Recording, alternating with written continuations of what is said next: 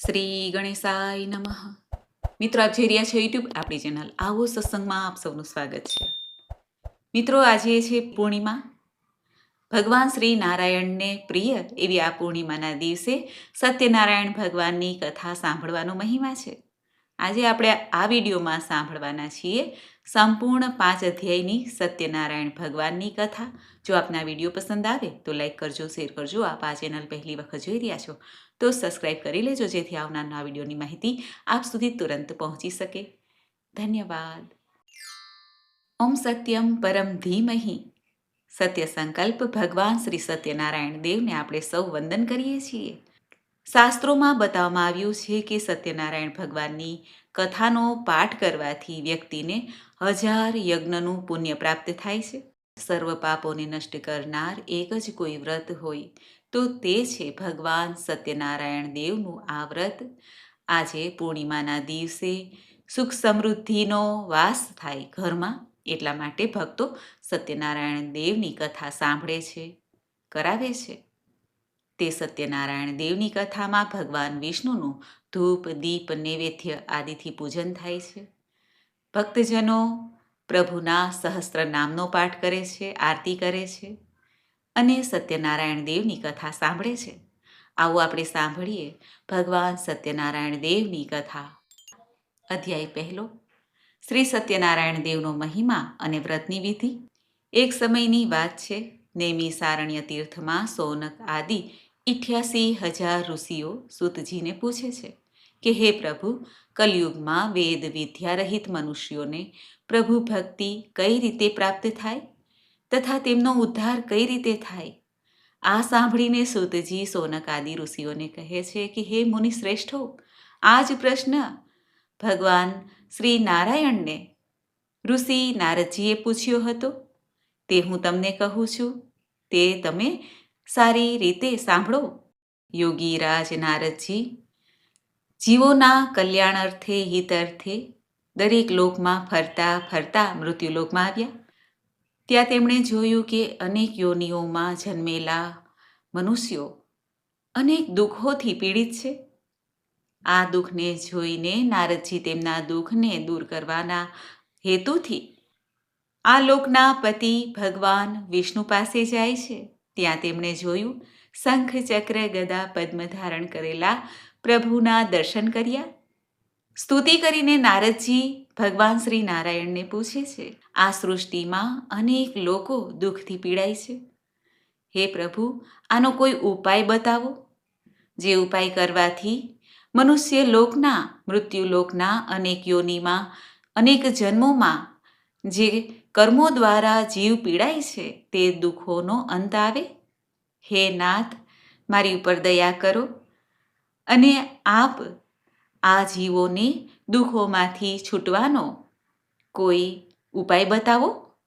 ત્યારે શ્રી હરિ કહે છે, હે નારદ, મનુષ્યોની ભલાઈ માટે તમે ઘણો સારો પ્રશ્ન પૂછ્યો છે. જેને કરવાથી મનુષ્યનો મોહ છૂટી જાય છે તે ઉપાય તમને બતાવું છું, તે તમે સાંભળો. સ્વર્ગલોક તથા મૃત્યુલોક બંનેમાં દુર્લભ કોઈ વ્રત હોય, પુણ્ય દેવાવાળું કોઈ વ્રત હોય તો તે છે સત્યનારાયણ ભગવાનનું વ્રત. આ વ્રત ભોગ અને મોક્ષ આપનારું છે.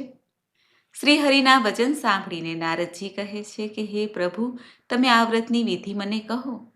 ત્યારે ભગવાન નારાયણ કહે છે કે હે મુનિ શ્રેષ્ઠ, સત્યનારાયણ ભગવાનની પૂજા ધર્મપરાયણ થઈને બ્રાહ્મણો, બંધુઓ સાથે કરવામાં આવે છે.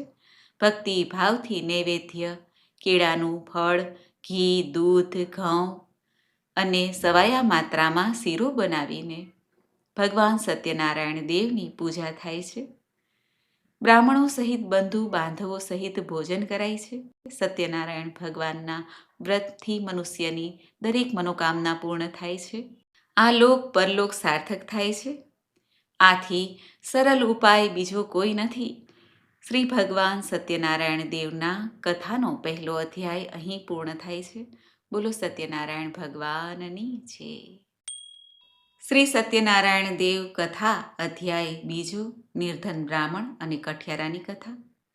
સૂતજી સૌનકાદિ ઋષિઓને કહે છે, હે બ્રાહ્મણો, હવે હું ફરી પૂર્વકાળમાં જેમણે આ સત્યનારાયણ વ્રત કર્યું છે તે સારી રીતે વિસ્તારથી કહીશ, તે તમે સાંભળો. એક નગરમાં નિર્ધન બ્રાહ્મણ રહેતા. ભૂખ અને તરસથી વ્યાકુલ દુઃખી થઈને તેઓ દરરોજ પૃથ્વી પર આમ તેમ ફરતા.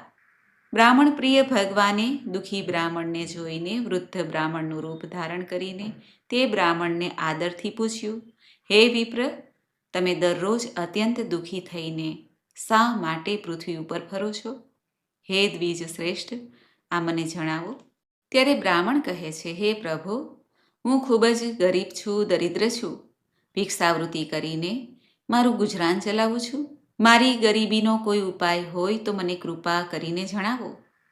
ત્યારે ભગવાન બ્રાહ્મણ રૂપ છે તે કહે છે કે સત્યનારાયણ ભગવાન વિષ્ણુ મનોવાંછિત ફળ આપનાર છે. હે વિપ્ર, તમે એમનું વ્રત કરો, તમારા તમામ દુઃખ દરિદ્રતા દૂર થશે. આમ કહીને વૃદ્ધ બ્રાહ્મણ રૂપ ભગવાન અંતર્ધ્યાન થઈ ગયા. ત્યારે આ બ્રાહ્મણે મનમાં જ વિચાર કર્યો, સંકલ્પ કર્યો કે ભિક્ષાવૃત્તિથી જે કંઈ મળશે તેનાથી હું સત્યનારાયણ ભગવાનનું વ્રત કરીશ. આ વ્રતના પ્રભાવથી શ્રેષ્ઠ બ્રાહ્મણ બધાય દુઃખોથી મુક્ત થઈને સંપત્તિ સંપન્ન થયા. તે દિવસ પછી દર મહિને તેઓ આ વ્રત કરવા લાગ્યા અને અંતે દુર્લભ મોક્ષપદ પ્રાપ્ત કર્યું. સૂતજી સોનકાદિ ઋષિઓને કહે છે કે હે ઋષિઓ, પૃથ્વીલોક ઉપર જે કોઈ ભગવાન સત્યનારાયણ દેવનું વ્રત કરશે તેના દુઃખનો નાશ થશે. આ રીતે ભગવાન નારાયણે નારદજીને જે કહ્યું તે તમને કહી દીધું. આ સાંભળીને ઋષિઓએ કહ્યું, હે સૂતજી મહારાજ, પૃથ્વી પર તે બ્રાહ્મણ પાસેથી સાંભળેલા આ વ્રતને કોણે કોણે કર્યું તે પણ કથા અમને કહો.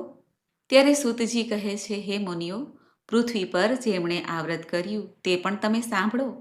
એક વખત પેલા શ્રેષ્ઠ બ્રાહ્મણની સ્થિતિ પ્રમાણે તેઓ ભાઈ ભાંડુ સાથે આ વ્રત કરવા તૈયાર થયા.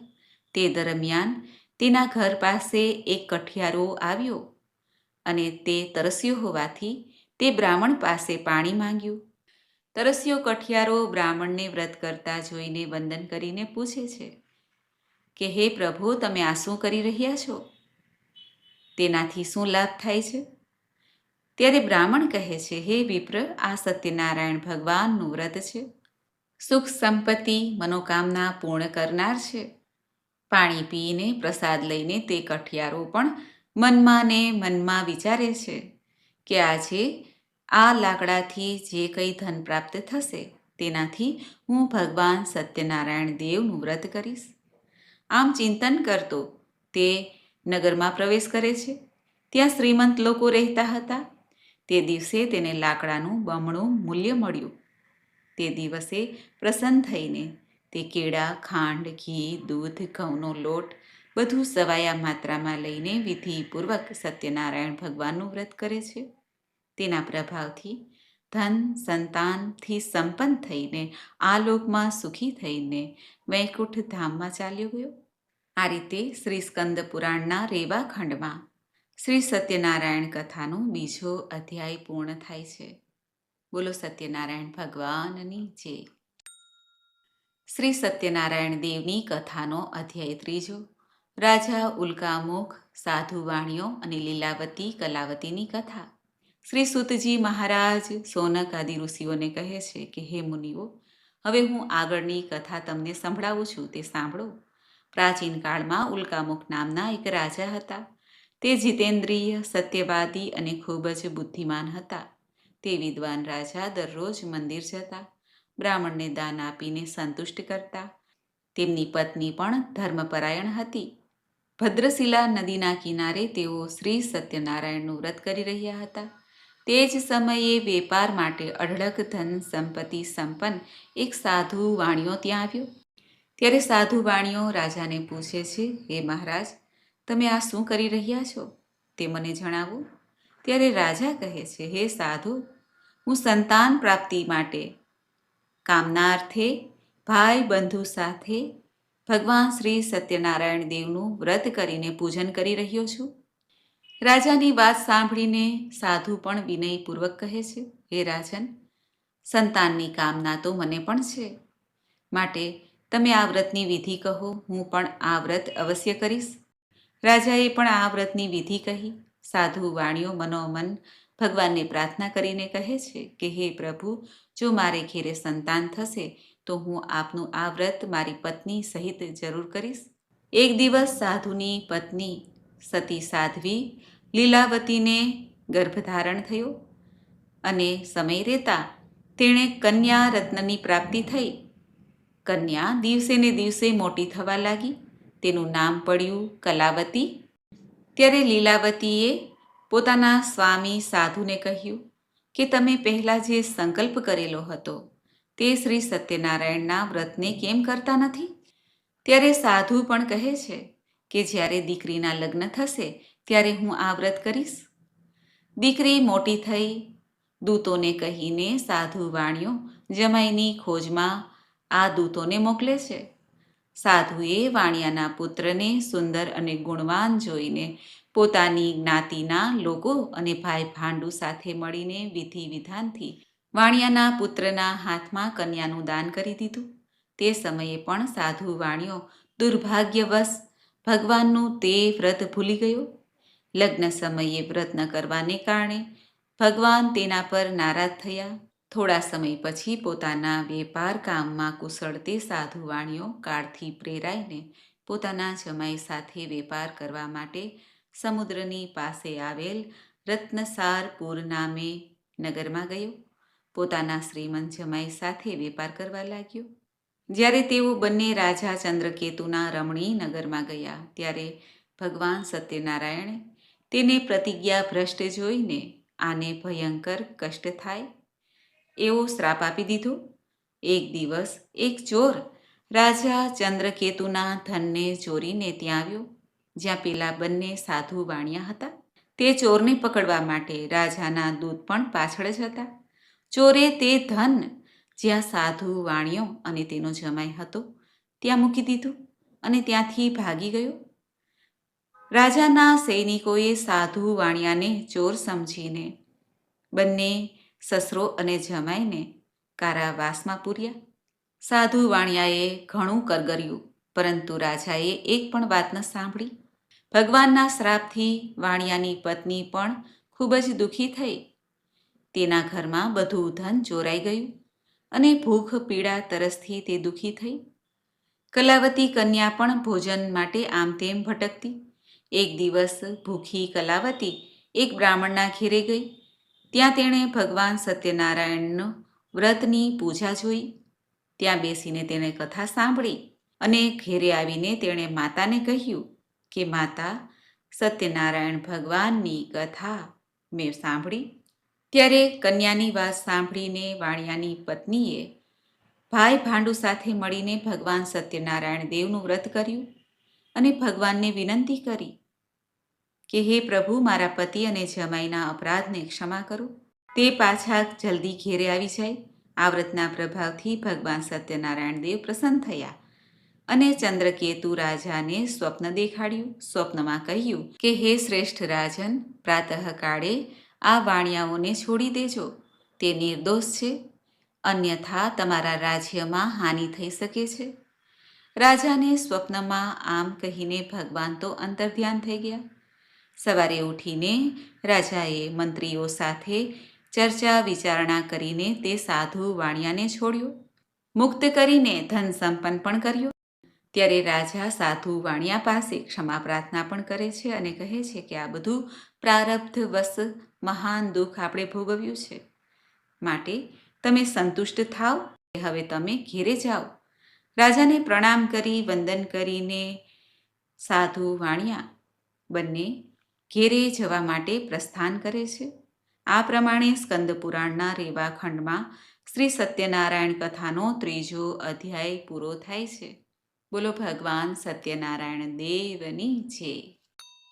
શ્રી સત્યનારાયણ ભગવાનની કથાનો 4થો અધ્યાય અસત્ય બોલવું અને ભગવાનના પ્રસાદનું અપમાનનું પરિણામ. શ્રી સૂતજી સોનકાદી ઋષિઓને કહે છે કે હે ઋષિઓ, સાધુ વાણિયાના થોડે દૂર ગયા પછી ભગવાન સત્યનારાયણ દેવ તેમની પરીક્ષા કરવા માટે તેની પાસે આવે છે અને કહે છે કે હે સાધો, તારી નાવડીમાં શું છે? ત્યારે ધનના અહમમાં ચકચૂર તે સાધુ વાણીઓ હસતા હસતા કહે છે, હે દંડીન, શા માટે પૂછો છો? શું આ દ્રવ્ય તમારે જોઈ છે? અમારી નાવડીમાં તો માત્ર વેલા અને પાંદડા ભરેલા છે. આવી નિષ્ઠુર વાણી સાંભળીને તારી વાણી સાચી થાય એવું કહીને દંડી સંન્યાસીનું રૂપ ધારણ કરનાર ભગવાન થોડે દૂર જઈને બેસી ગયા. દંડીના ગયા પછી નિત્ય ક્રિયા કર્યા પછી જળમાં ઉપર આવી ગયેલી નાવડીને જોઈને સાધુ વાણીઓ ખૂબ જ આશ્ચર્યચકિત થયો. જોયું તો સાચે જ બધું ધન વેલા અને પાંદડા થઈ ગયા હતા. તે તો શોક કરવા લાગ્યો. ત્યારે તેના જમાએ તેને કહ્યું, હે પિતાજી, તમે શોક ન કરો. દંડીએ જ શ્રાપ આપ્યો હશે. આ પરિસ્થિતિમાં તમે તેની પાસે જાઓ અને ક્ષમા પ્રાર્થના કરો. સાધુ વાણીઓ જમાઈની વાત સાંભળીને તે દંડી પાસે ગયા અને ભક્તિપૂર્વક પ્રણામ કરીને આદરથી કહેવા લાગ્યા, હે પ્રભુ, તમારી આગળ મેં જે કંઈ કહ્યું તે અસત્ય હતું, અપરાધ હતો. હું તેના માટે ક્ષમા પ્રાર્થના કરું છું. આમ કહીને તે શોકથી વ્યથિત થયો. ત્યારે દંડીએ તે રડતા સાધુને કહ્યું, હે મૂર્ખ, રડીશ નહીં, મારી વાત સાંભળ. તે સત્યનારાયણ ભગવાનના વ્રતનો સંકલ્પ કરેલો તે પૂરો નથી કર્યો, માટે જ તારી આ ગતિ થઈ છે.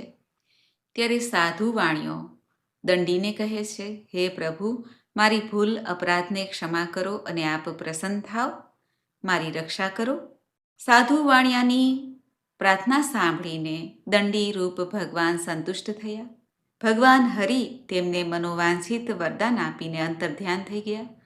સાધુ પોતાની નૌકામાં ચડ્યા અને પોતાના દેશ તરફ રવાના થયા. સાધુએ 2 દૂતોને પોતાના ઘર તરફ જવા માટે રવાના કર્યા, જેથી તે સમાચાર આપી શકે કે સાધુ વાણીઓ અને તેનો જમાઈ ઘર તરફ આવી રહ્યા છે. દૂતોએ નગરમાં આવીને સાધુની પત્નીને સમાચાર આપ્યા અને સાધુની પત્ની ઘણી પ્રસન્ન થઈ, આનંદિત થઈ. તે સાધ્વીએ સત્યનારાયણની પૂજા કરીને પોતાની પુત્રીને કહ્યું કે હું સાધુના દર્શન અર્થે જાઉં છું, તું ત્યાં આવજે. માતાનું આ વચન સાંભળીને વ્રતને પૂર્ણ કરીને પ્રસાદનો પરિત્યાગ કરીને તે કલાવતી પોતાના પતિના દર્શન કરવા માટે ચાલી ગઈ. ભગવાન સત્યનારાયણ દેવ નારાજ થયા અને તેમણે એના પતિ અને નૌકાને ધનથી હરણ કરીને પાણીમાં ડૂબાડી દીધી. આ પછી કલાવતી કન્યા પોતાના પતિને ન જોતા ખૂબ જ શોક અને રુદન કરવા લાગી. ત્યારે બધા સત્યનારાયણ દેવનું સ્મરણ કરવા લાગ્યા, દંડવત પ્રણામ કરવા લાગ્યા. આથી ગરીબોના પાલનહાર ભગવાન સત્યદેવ પ્રસન્ન થઈને ભક્તવત્સલ ભગવાને કૃપા કરીને કહ્યું, તમારી દીકરી પ્રસાદ છોડીને પોતાના પતિના દર્શન અર્થે આવી છે, માટે તેનો પતિ અદૃશ્ય થયો છે. જો એ પ્રસાદ ગ્રહણ કરીને આવશે તો તેના પતિના દર્શન અવશ્ય થશે. કન્યા કલાવતી પણ આકાશવાણી સાંભળીને પ્રસાદ ગ્રહણ કરે છે, પછી પાછી આવે છે તો જુએ છે પોતાના પતિને. ત્યાં કલાવતી કન્યાએ પોતાના પતિને કહ્યું કે હવે ઘેરે ચાલો. આ ભગવાન સત્યનારાયણ દેવની પૂજાનો જ મહિમા હતો. બંધુ બાંધવો સાથે તેઓ ઘેરે આવ્યા અને પૂર્ણિમા સંક્રાંતિના પર્વે તેઓ ભગવાન સત્યનારાયણ દેવનું પૂજન કરવા લાગ્યા. સુખ ભોગવીને અંતે સત્યપુર વૈકુંઠમાં ગયા. આ પ્રમાણે શ્રી સ્કંદ પુરાણ રેવા ખંડમાં શ્રી સત્યનારાયણ કથાનો 4થો અધ્યાય પૂરો થાય છે. બોલો ભગવાન સત્યનારાયણ દેવની જય. શ્રી સત્યનારાયણ ભગવાનની કથાનો 5મો અધ્યાય રાજા તુંગધ્વજ અને ગોપજનોની કથા. શ્રી સુતજી સોનક આદિ ઋષિઓને કહે છે, હવે હું તમને બીજી કથા કહું છું, તે તમે સાંભળો. પોતાની પ્રજાનું પાલન કરવામાં કુશળ તુંગધ્વજ નામે રાજા રાજ્ય કરતા હતા. તેણે સત્યદેવના પ્રસાદનો પરિત્યાગ કરીને દુઃખ ભોગવ્યું હતું. એક દિવસ રાજા વનમાં જઈને શિકાર ખેલ કરવા લાગ્યા. ત્યાં વનમાં થાકી હારીને એક વૃક્ષ નીચે બેઠા. સામે ગોવાળિયાઓ ભાઈ ભાંડુ સાથે સંતુષ્ટ થઈને ભગવાન સત્યનારાયણ દેવનું પૂજન કરી રહ્યા હતા. રાજાને જોઈને ગોવાળોએ શ્રી સત્યનારાયણ દેવની કથાનો પ્રસાદ રાજા પાસે મૂક્યો, પરંતુ રાજાએ તે પ્રસાદનો પરિત્યાગ કર્યો. આ કારણે રાજાનું રાજ્ય ગયું. શત્રુ રાજાએ તેના રાજ્ય ઉપર ચડાઈ કરી. રાજા વન વન ભટકીને ફરી તે ગોવાળો પાસે આવે છે અને સત્યનારાયણ ભગવાનના પ્રસાદને ગ્રહણ કરે છે, પૂજન કરે છે, જેને કારણે તેને ફરી પોતાનું રાજ્ય, ધન, સુખ, સંપત્તિ પ્રાપ્ત થાય છે. આ લોકમાં સઘળા સુખોને ભોગવીને અંતે વૈકુંઠ ધામને પ્રાપ્ત થાય છે. શ્રી સુતજી સોનકાદિ ઋષિઓને કહે છે, જે મનુષ્ય આ પરમ દુર્લભ શ્રી સત્યનારાયણ દેવનું વ્રત કરશે તે પુણ્યદાયી ફળ પ્રાપ્ત કરશે. સત્યનારાયણ દેવની કૃપાથી ધન, ધાન્ય વગેરેની પ્રાપ્તિ થાય છે. દુઃખ, દરિદ્રતા, બંધનમાંથી મુક્તિ થાય છે. ભયભીત વ્યક્તિ ભયમાંથી મુક્ત થાય છે. આ સત્ય વાત છે. ભગવાન વિષ્ણુને કેટલાક કાળ કહે છે, કેટલાક સત્ય કહે છે, કેટલાક ઈશ્વર કહે છે. બીજા લોકો સત્યનારાયણ પણ કહે છે. જુદા જુદા રૂપ ધારણ કરનારા ભગવાન સત્યનારાયણ બધાના મનોરથ પૂર્ણ કરે છે. સુતજી સોનકાદિ ઋષિઓને કહે છે, હે મુનીશ્વરો, પ્રાચીન કાળમાં જે લોકોએ ભગવાન સત્યનારાયણનું વ્રત કર્યું હતું તેમના પછીના જન્મનું વૃત્તાંત હું કહું છું, તે પણ સાંભળો. મહાજ્ઞાની સતાનંદ નામે બ્રાહ્મણ સત્યનારાયણ ભગવાનનું વ્રત કરીને બીજા જન્મમાં સુદામા નામે બ્રાહ્મણ થયા. આ જન્મમાં ભગવાન શ્રી કૃષ્ણનું સ્મરણ ધ્યાન કરીને મોક્ષને મેળવ્યો. કઠિયારો ભીલ ગુહોના રાજા થયા. આગળના જન્મમાં ભગવાન શ્રી રામજીની સેવા કરીને મોક્ષ પ્રાપ્ત કર્યો. મહારાજ ઉલ્કામુખ બીજા જન્મમાં રાજા દશરથ થયા. તેમણે ભગવાન શ્રી રંગનાથની પૂજા કરીને અંતે વૈકુંઠ પ્રાપ્ત કર્યું. ધાર્મિક અને સત્યવ્રતી સાધુ મોરધ્વજ નામે રાજા થયા. તેમણે ભગવાન વિષ્ણુની પૂજા ભક્તિ કરીને મોક્ષ પ્રાપ્ત કર્યો. મહારાજ તુંગધ્વજ જન્માંતરે સ્વયંભૂ મનુ થયા. ભગવત સંબંધી બધા કાર્યોનું અનુષ્ઠાન કરીને અંતે વૈકુંઠ લોકને પ્રાપ્ત થયા. જે ગોપ ગોવાળો હતા તે બધા જન્માંતરે વ્રજમંડળમાં નિવાસ કરનાર ગોવાળો બન્યા અને બધા રાક્ષસોનો સંહાર કરીને તેમણે પણ ભગવાનનું શાશ્વત ધામ ગોલોક પ્રાપ્ત કર્યું.